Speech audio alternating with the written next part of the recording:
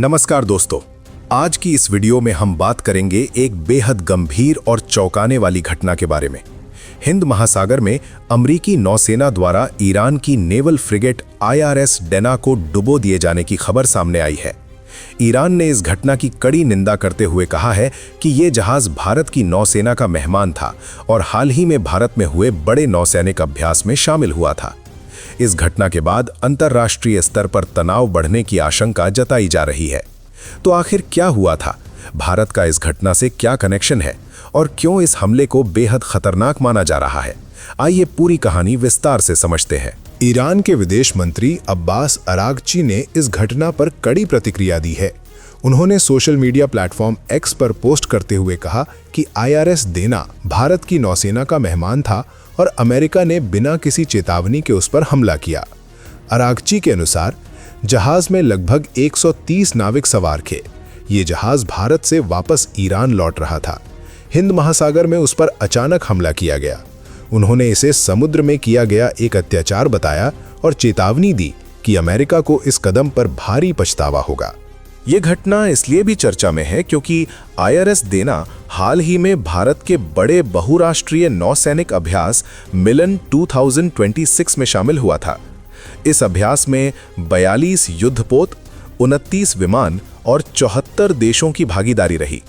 इस कार्यक्रम का समापन भारत के विमान वाहक पोत INS विक्रांत पर एक समारोह के साथ हुआ था।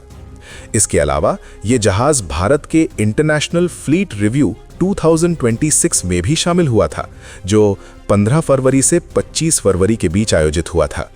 इस दौरान जहाज ने विशाखापट्टनम बंदरगाह पर भी दौरा किया था। रिपोर्ट्स के अनुसार ये द्वितीय विश्व युद्ध के बाद पहली बार है जब किसी अमेरिकी पनडुब्बी ने टॉर्पीडो से किसी जहाज को डुबोया है। इस हमले में कम से कम 87 लोगों की मौत की पुष्टि हुई है। कई नाविक अभी भी लापता बताए जा रहे हैं। ईरान का कहना है कि यह हमला अंतर्राष्ट्रीय समुद्री नियमों का गंभीर उल्लंघन है और इससे सैन्य टकराव बढ़ने का खतरा है। ये हमला श्रीलंका के एक्सक्लूसिव इकोनॉमिक जोन के पास हुआ। बताया जा रहा है कि अमेरिकी नौसेना की एक तेज हमला करने वाली पनडुब्बी से मार्क 48 टॉर्पीडो दागा गया।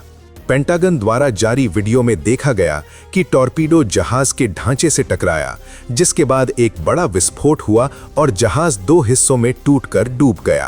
अमेरिकी रक्षा मंत्री पीट हेग्सेथ ने इस हमले को क्वाइट डेथ यानी शांत लेकिन घातक हमला बताया।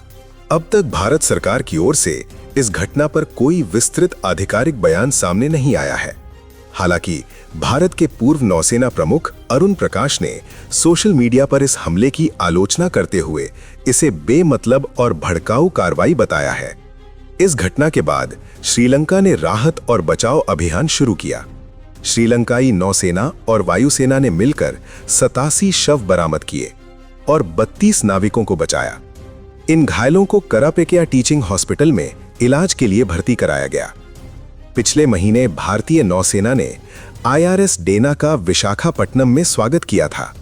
भारतीय नौसेना ने इसे भारत और ईरान के बीच लंबे समय से चले आ रहे सांस्कृतिक और समुद्री संबंधों का प्रतीक बताया था। तो दोस्तों, अमेरिका द्वारा ईरानी युद्धपोत को डुबोने की ये घटना अंतर्राष्ट्रीय राजनीति और सुरक्षा के लिहाज से बेहद गंभीर मानी जा रही है। आने वाले दिनों में ये देखना दिलचस्प होगा कि भारत, ईरान और अमेरिका इस मुद्दे पर क्या कदम उठाते हैं।